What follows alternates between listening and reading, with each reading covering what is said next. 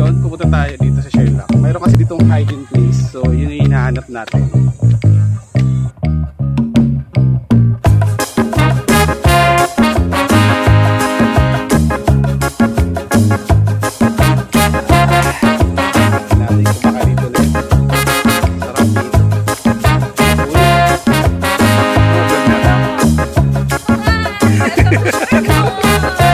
Ha ha ha!